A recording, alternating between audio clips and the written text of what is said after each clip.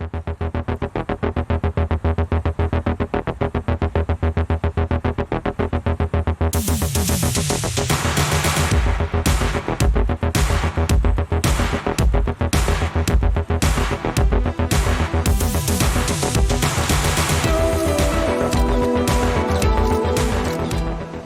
up guys, I'm Victor. I'm Eddie.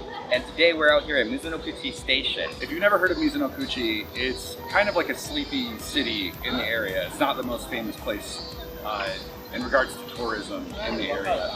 But if you are a fan of Netflix's High Score Girl, the manga that it's associated with, you may recognize some of the locations down here, as it was the basis for several real-life settings that were used in the show. So today we're gonna go check out the city, basically see how much it's changed from when it looks like in the anime and compare that to how it looks like now in 2019. Yeah, the anime takes place in the early 90s, in the heyday of the video game era, when arcades were still king and consoles were just then coming up. So it'll be really interesting to see that kind of time capsule-ish look at what Mizonokuchi was back then to where it is today.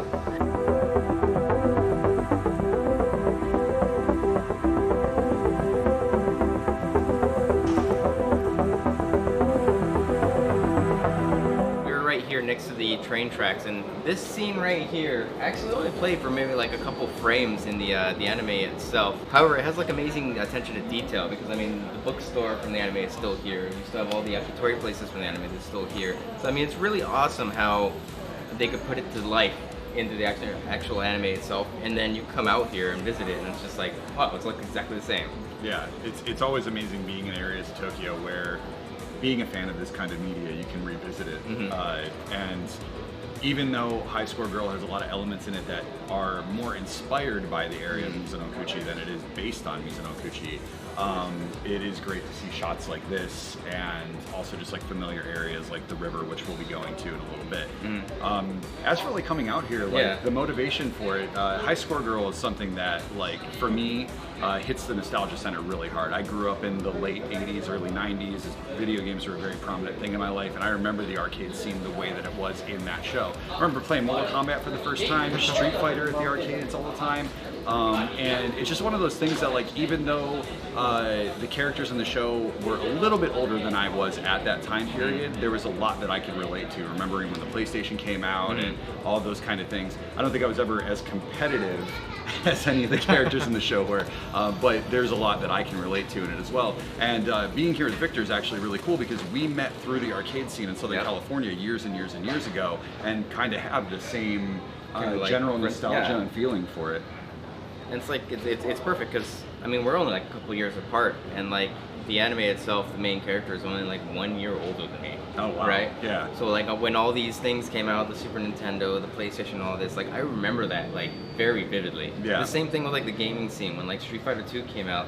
You know, we all thought we could unlock Shenlong thanks to GamePro, but like it was an amazing time. I mean, like I lived in the arcades as a little kid. I was sitting there playing Double Dragon and all these like games from, like, what was this one? It was called Beast Busters, right? It was by SNK, and it was like a shoot 'em up. But at the time, it was the most vividly graphic arcade game that I saw, and I was like, it's so scary. And I go back to look at it now, and just like, what? Yeah, it just doesn't even feel like, that. yeah, It's like games like Time Killers, which were known for, you could like chop off your opponent's enemy, or you could chop off your opponent's limbs, and like you see them fly around or use them as weapons in the game. And back then that was like intense graphic stuff, and like you go back and you look at it now and it just looks like cartoon like gore and action. It's a little bit ridiculous. And for me also, watching something like High Score Girl now, when I was younger, I was actually really into the import scene as well, partially because of magazines like GamePro and EGM, where there were a bunch of companies that used to advertise Japanese games like way before they came out in the States. And I was the type that was like I want to play that super bad. So I had a modded Super Nintendo, and I had to ask my family, like, you know, Christmas gifts, like, hey, can you import this game for me? I actually even remember I was really into role-playing games when I was younger, and I remember getting games like Final Fantasy III, the Japanese version, and like not being able to play it because I didn't understand Japanese at all. But I was just so excited about the idea of there being a Final Fantasy III. So it's cool, like, seeing that kind of reverse element in a way with like the couple moments where they touch on American games in the show as well. So yeah, it's just something that like I feel like a strong connection to from a personal level, and I think it's something that like is definitely worth exploring, even if you're younger, just because it is such an accurate representation of a period of time, and a lot of anime and manga that touches on stuff like that usually kind of exaggerates a little bit, doesn't necessarily like give a real representation, but High Score Girl does an amazing job of showing the real game, showing the locations, just. And like the thing about the anime as well is like the trivia that they throw in there. Like for example, they had this small little like tidbit where, you know, they're talking about like, oh, they're coming out with Street Fighter 2 Championship, Turbo, Super, and like when is 3 gonna come out? Yeah. And like within the community, we were like, yeah, we don't. Yeah, I mean, like Street Fighter 3, I remember I couldn't believe it when it first came out.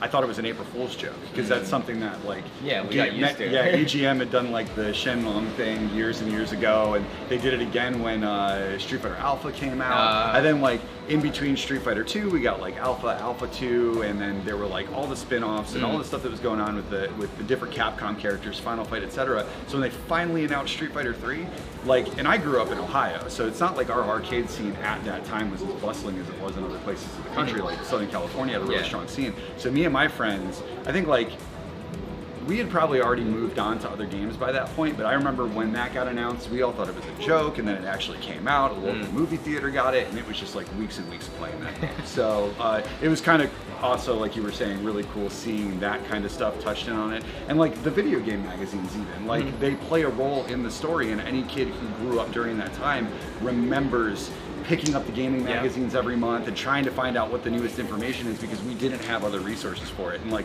there's a lot of information that wasn't really entirely factual that all of us grew up thinking, you know, one day we'd figure out how to unlock this one thing, and it just never even existed in the first place. So it's amazing to like see that represented in a piece of media in the year 2019. Yeah, and I mean, growing up as well, I mean, we kind of lost touch with like arcade games, because being in the States, the majority of them kind of closed down. They're all gone. Like, well, we have Round 1 now, which is like great, and they're doing something to bring it back, but like it doesn't have the same feeling. There used to be this camaraderie, this rivalry aspect of it. There was a community to it, and I think like thanks to online gaming, even if you go to an arcade and play games with people, and if there's obvious exceptions to that, like the music game community is a very strong example of that, and there are pockets of the fighting game communities, thanks to events like EVO and Capcom Cup, that have that same kind of element. But it doesn't feel the same as it did back when we were younger, when these independent arcades existed, and you never knew what you were going to find when you went inside. Now it seems very homogenized, and you kind of know what you're going to get. And even in Japan, it's the same kind of thing. Metal games are starting to take over. These bigger, bulkier machines kind of take up a lot of the floor space, so you don't see as many of the sit-down cabinets. And if you want to play retro games, there are only a handful of really great spots in Tokyo that you can go and find a good selection of retro games, most of them being in Akihabara. And like that's the thing, it's like now these days when you go to the arcade, it is a completely different feeling. So while watching this anime, it's like, wow, like I remember these things. Like I totally forgot about like X, Y, Z, and it brings back all this like nostalgia of just being like an arcade rat back in the day. Yeah, absolutely, absolutely. So with that being said, let's go hit up an arcade. Yeah, let's go hit up an arcade. Game begin. Yeah, so now we're at a spot called Game Grande. I've never actually heard of this arcade before. Apparently they've got multiple locations. It's really interesting to see the exterior of a location like this, because this is kind of like the view of a Japanese arcade that I had years before I even came out here. The idea of the neon sign, the kind of cool, colorful entryway and whatnot. I don't know what kind of games they have in here, so that's going to be a total surprise, especially given the fact that everything has changed so much in the industry out here. But it's kind of cool to see something that's not just a Taito Station or a Club Sega or any number, like Round 1, any number of the bigger arcade chains that exist out there here in this kind of area. So you're gonna go inside and check it out? So aside from Game Immigrante over here at Mizonokuchi Station, they actually have some Taito stations in the area as well. And the one that we're at actually has 3 floors of games. Now they have your regular like metal games, your music games, your fighting games, but up on one of the top floors they have a bunch of retro games that are actually very reminiscent of the games that you actually see in High Score Girl. Now we're talking about like Splatterhouse, the original like Street Fighter 2, Final Fight. They have that all here, so let's go check that out.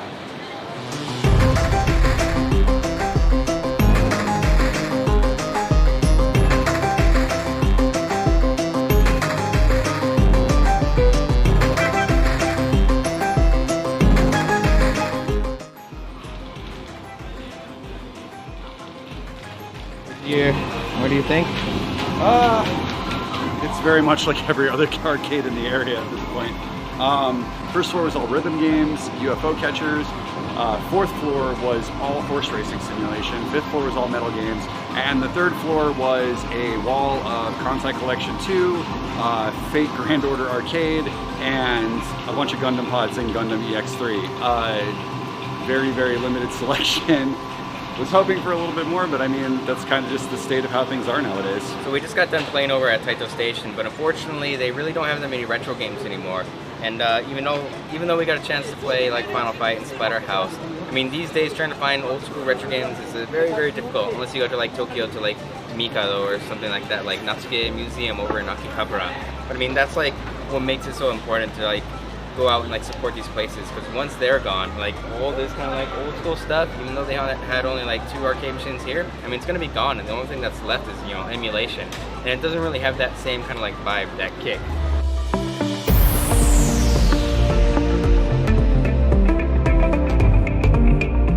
Alright, so if you're wondering, we're actually out here next to Futago Tamagawa Station, and we actually have the river here from the anime itself. It's called the Tamagawa River. And this thing goes all the way from the west side of Tokyo all the way down to the actual beach here in Tokyo Bay. The anime itself, you always see them walking along these kind of paths here on the river, and this is pretty much it.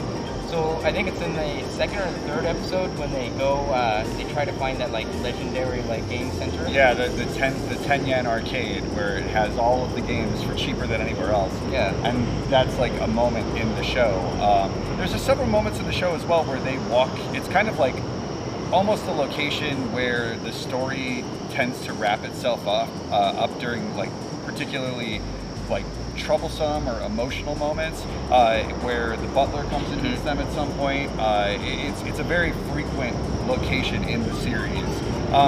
It looks a little bit different, mostly because the way that it's laid out here in this particular spot is a bit different, but it is the same location and same area. We're not too far from where we were previously in Mizonokuchi, so you know, everything kind of takes place in a very like local area. In fact, we walked over here instead of taking the train. So, like, one of the cool things is that later on in the anime, when Hidaka is going under the tutelage of like Nikotama, Nikotama actually stands for Futago Tamagawa, and like all the other kind of like cities that they mentioned are all pretty much this. This area is where like the anime is held. Yeah, absolutely. And the city that she's based on is like kind of overlooking us back here.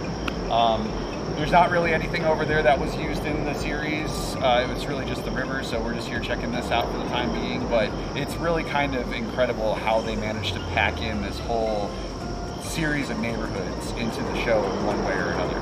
So this has been our tour of the locations that inspired many of the spots in High Score Girl, including the arcade spots. It's really cool to see this kind of stuff in anime, and it's something that we intend to continue on with. We've got a couple other spots in mind, and it will be coming up pretty soon. It'll hopefully become a regular series for us, and we can travel around Tokyo and around other areas of Japan and show you the spots that influence some of your favorite moments and some of your favorite series through a first-hand experience. Yeah. And like, if you guys have any suggestions of places you would like to see, any obscure animes or places like that, please let us know in the comments down below. Yeah, absolutely. Be sure to like and subscribe and keep an eye out for future videos just like this and other ones covering different pop culture topics from around Tokyo. We've got a lot of stuff lined up, a lot of people that we're talking to, and hopefully you guys are all into it. Catch you guys next time.